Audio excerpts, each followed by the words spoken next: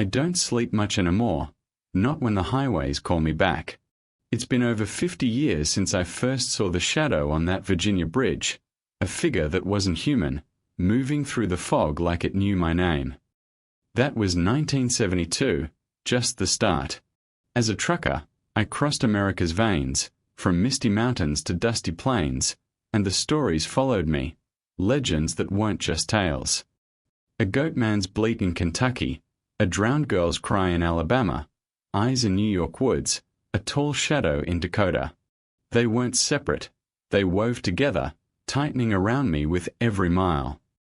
Now, in 2025, with whispers of new sightings flooding the airwaves, I can't shake the feeling they're still out there, waiting. The dreams don't let go. I see their shapes blending, rabbit ears, goat horns, wet hands reaching. The smell of creek mud and pine decay lingers in my room, even now, at 77. I carried these secrets too long, afraid speaking them would call them back. But silence is heavier than fear. If you're listening, if these old American shadows stir something in you, please subscribe to Haunted USA Tales. These stories need to be told, need to be remembered. Because what I saw, what I survived, isn't just a story. It happened. And it's not over. I was young once, cocky behind the wheel of my rig, thinking the road was just asphalt and paychecks. But those highways hold grudges. They carry the weight of forgotten wrongs, and I learned that the hard way. It started with a man in a bunny suit, but it didn't end there. Something older, something shared, was watching from every bridge, every trestle, every dark stretch of America. I'm ready to tell you now, not because I want to, but because I have to. I was born in 1948, in a clapboard house outside Knoxville, Tennessee, where the Smoky Mountains cast long shadows. My father was a mechanic, my mother a seamstress, both steeped in the old stories of the South, tales of the Bell Witch, of Haints in the Hollows. I was the youngest of three, restless, dreaming of escape. After high school, I foundered in trucking. Long hauls paid better than factory work, and the road promised freedom. Friends were voices on the radio, Big Rig Joe, Midnight Mary, folks who knew the interstates like their own hands. Friends like that understood the pull of the miles. We'd swap stories over static, laughing at the tall tales that kept us awake. But Rappahannock Hollow, Virginia, was my first real brush with something darker. Fairfax County, not far from D.C., was growing fast back then, suburbs sprouting like weeds, but the Hollow kept its secrets, old farms sinking into the earth, older grudges buried in the soil. Locals talked of the Bunny Man, a figure in a rabbit suit who'd been scaring folks since 1970. They said he swung an axe, warned off trespassers from private land. I heard it over greasy eggs at a roadside diner, laughed it off as small-town nonsense, the kind of yarn spun to keep kids in line. Kentucky runs brought more whispers. The Pope Lick Trestle, just outside Louisville, where a goat man supposedly lived beneath the rails, luring curious kids with eerie cries until the trains took them. Alabama had its own chill, Hell's Gate Bridge in Oxford, where a young couple crashed into the ravine in the 60s, the girl drowning, her spirit said to cry out from the water, pulling drivers to join her. New York added Cropsey to the mix, an escape asylum patient haunting the woods of Staten Island, axe in hand, snatching hikers who strayed too far. And out in South Dakota, on the Pine Ridge Reservation, folks spoke of Walking Sam, a 7-foot shadow that whispered despair, pushing people toward the noose or the cliff. Each state had its ghost, its monster, passed around like bad whiskey among us drivers. I didn't pay much mind at first. I was single then, no ties but my rig and the occasional letter from Jenny back home, the girl I thought I'd marry someday. Life was simple. Load up in one town, drive through the night, unload in another. Repeat. But those stories stuck, especially at night, when the CB went quiet and the headlights caught only endless fog. I'd feel it sometimes, a prickle on the back of my neck, a scent that didn't belong, like wet fur or river rot. I ignored it, told myself it was fatigue from the long hours. But the highways were alive with something old, and I was about to learn just how deep their roots went into the land. The legends weren't just idle talk. They had weight, history etched into the places they haunted. Fairfax's Bunnyman was tied to real police reports, cars smashed, axes thrown through windows. The Popelick trestle had bodies to its name, kids crushed by freight trains after hearing those unnatural calls. Hell's Gate had wrecks, Cropsey had missing hikers, Walking Sam had a trail of suicides that no one could explain. Each place felt cursed, like the land itself held a debt from long ago wrongs, betrayals, accidents, forgotten graves. I didn't believe yet, but I was young, stubborn, thinking I could outrun anything. The road would teach me otherwise, starting with that foggy night in Virginia. It began in October '72, on the Colchester Overpass in Fairfax County. I'd pulled over after a long haul from D.C., the fog so thick my headlights drowned in it, turning the world to a milky haze. Needed a smoke, stretched my legs by the side of the road. The air was damp, heavy with river musk from the nearby Potomac, and a chill that seeped into my bones. Then I heard it, chopping, rhythmic, like someone splitting logs in the distance. Thought it was a road crew working late, but there were no other trucks, no work lights piercing the gloom. Stepped closer to the edge, boots crunching on loose gravel, flashlight beams shaking in my hand. The light caught a shape below, a man in a grey bunny suit, ears tattered and flopping, axe raised high against a porch post on an empty construction lot. He swung down, wood splintering, then his head turned slow toward me. Eyes glinting too wide, too still, like they weren't quite human. "Private," he rasped, voice muffled through whatever mask he wore. My heart jumped into my throat. I backed away fast, fumbling for the cab door. Floored the gas, rig rumbling to life, leaving that overpass in the mirror. Diner talk the next morning confirmed it. The Bunny Man, real as the black coffee in my cup. Cops had reports, smashed windows, threats to trespassers. I called it a prank, some fool in a costume, and pushed it down deep. But the image stuck, those eyes watching me go. Kentucky came next, spring of '73. The Popelick trestle, just outside Louisville, a towering rail bridge over Murky Creek, 90 feet up, with no walkways, no escape if a train came barreling.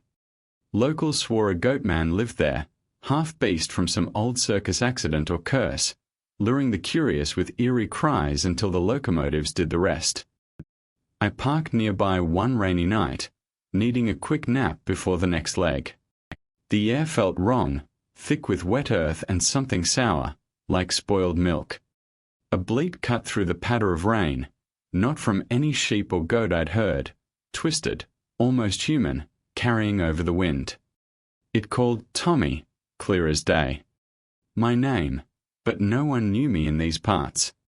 Grabbed my flashlight, climbed the trestle's edge, stupid with that young man's curiosity, the beam sweeping shadows below. Something moved, hunched, horns catching the light, hooves scraping on the wooden ties. It looked up, eyes yellow and glowing, locked right on me. A train whistle screamed, distant but closing fast. I slipped on the wet gravel, palms biting into sharp stones, scrambled down just as the rumble grew.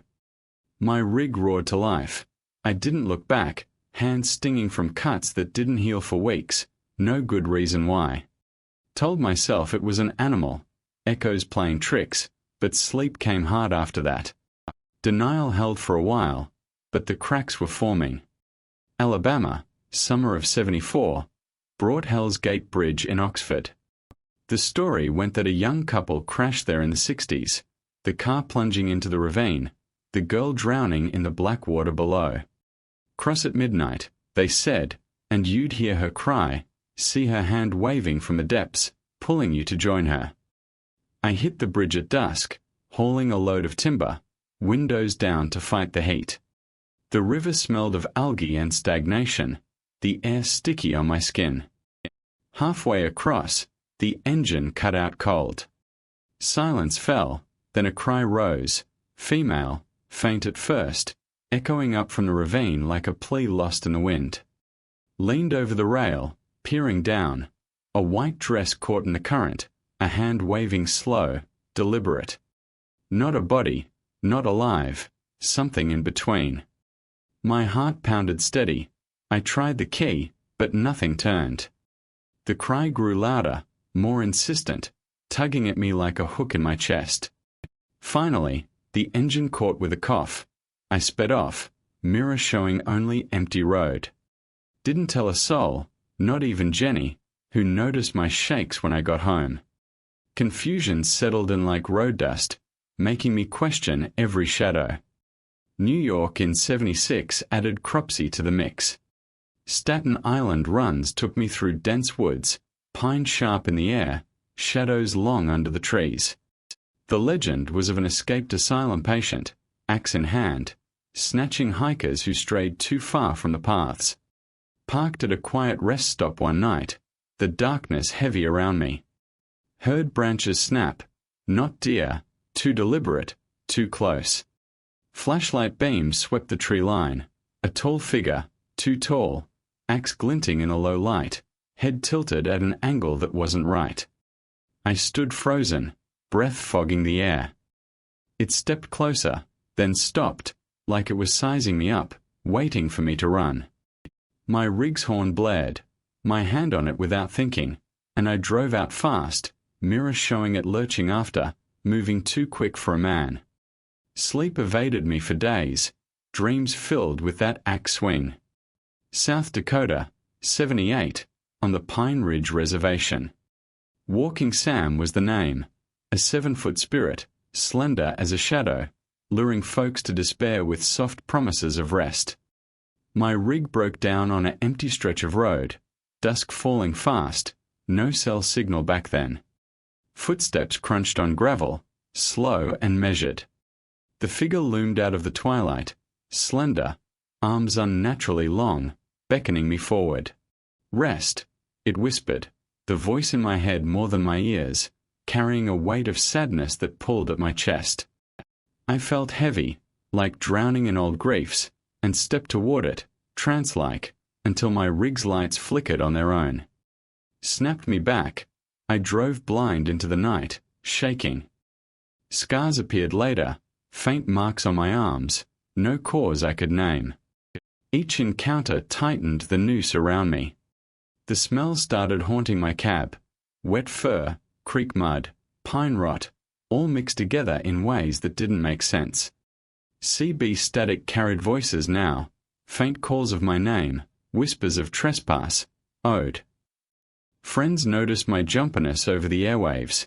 Big Rig Joe asked if the legends had gotten to me. I denied it, laughed it off, but my eyes in the rear view were hollowing out, shadows under them that sleep didn't fix. I stopped taking the long hauls, stuck closer to Knoxville, but the road still called in the quiet hours. By 1980, it felt personal. Diner stories grew darker, new Bunnyman sightings in Fairfax, more deaths at Pope Lick, wrecks at Hell's Gate. I found scratches on my rig's door, thin lines like claws or axes, no explanation. Jenny left me that year, said I wasn't the man she knew anymore. Alone in my cab, I started reading old books on folklore, borrowed from small-town libraries, tales of betrayed spirits, land cursed by blood spilled long ago. Each legend tied back to some wrong. Fairfax's vigilante justice, Kentucky's ignored dead, Alabama's forgotten crash. Cropsey and Walking Sam felt like echoes of the same hunger, the same unresolved pain. The tension built like a storm gathering on the horizon. Night runs showed shapes in the fog, ears flopping, horns glinting, hands waving from below. Whispers named sins, not mine but ancestral, like America's own buried shame. I prayed in empty churches along the way, but the buildings felt hollow, no comfort there.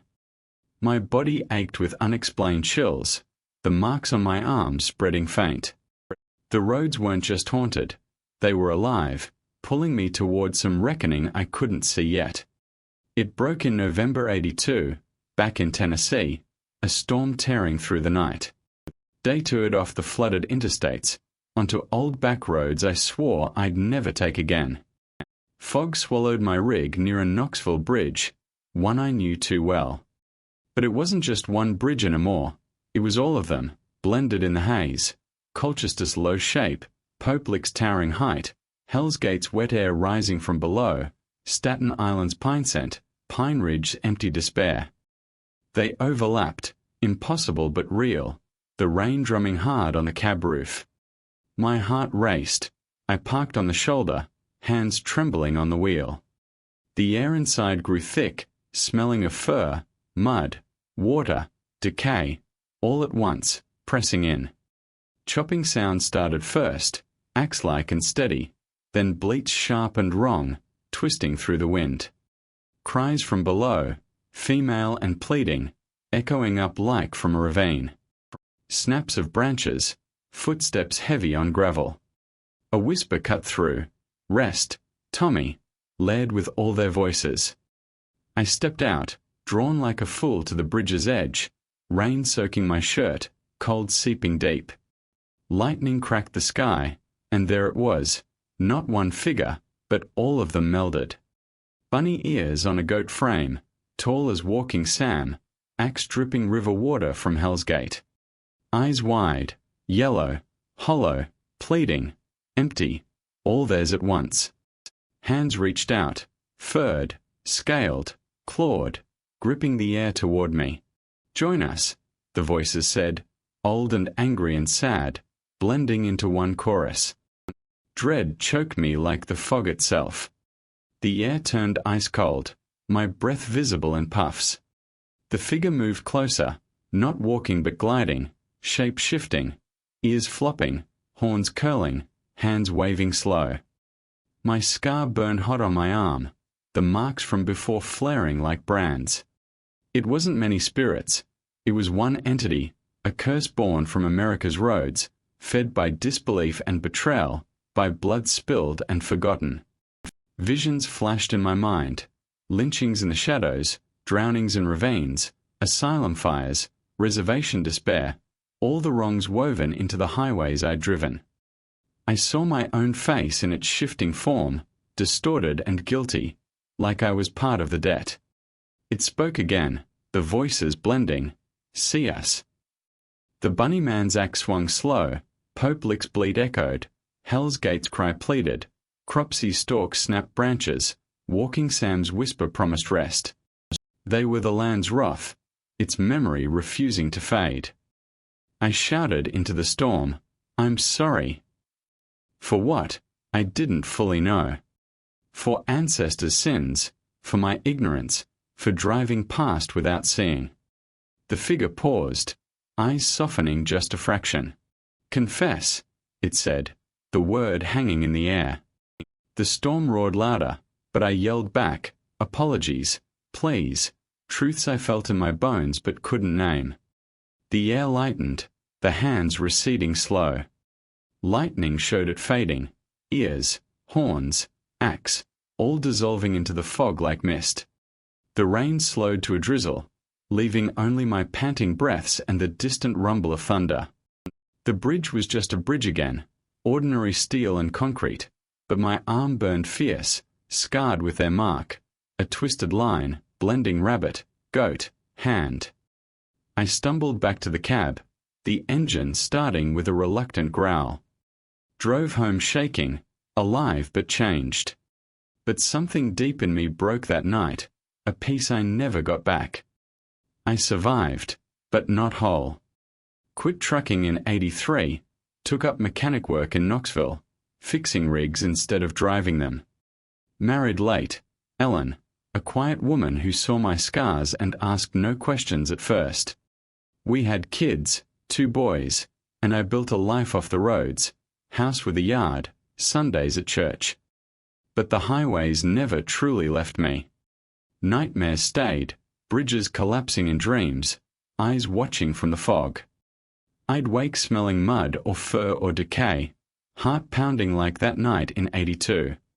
Ellen heard pieces over the years, enough to explain my flinches at rainstorms, my aversion to bridges or dark woods.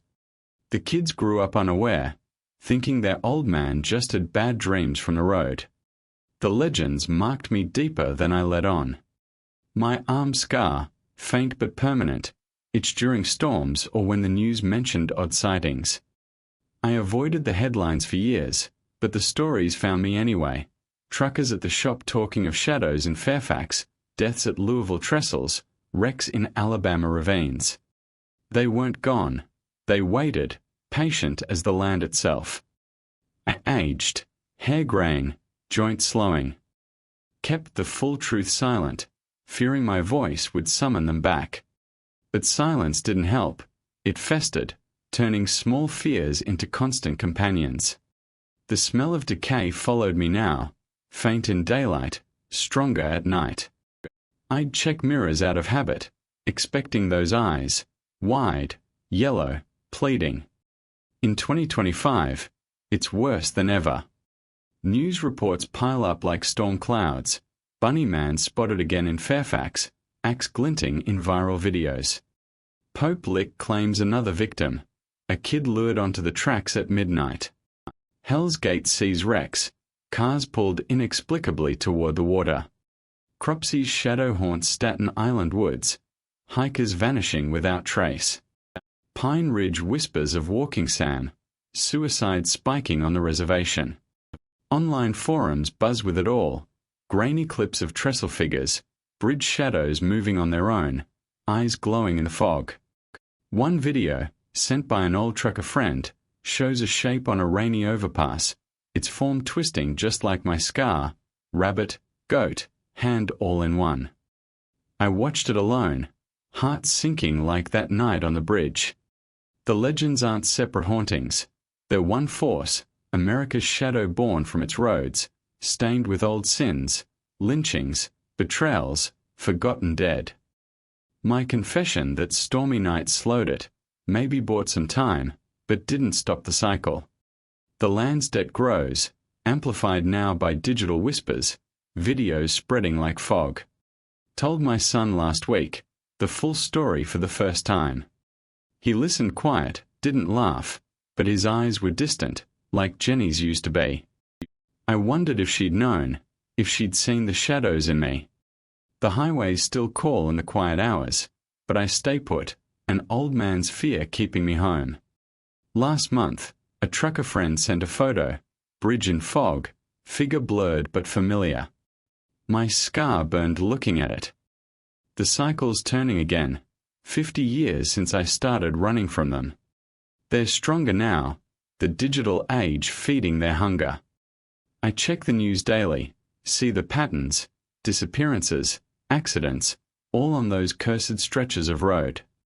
I tell you this because secrets don't die, they fester and grow. The Bunny Man, Pope Lick, Hell's Gate, Cropsey, Walking Sam, they're not just stories whispered at truck stops. They're America's shadow, moving through us all, waiting for disbelief to weaken our guard. Because some roads don't lead home, they lead to them.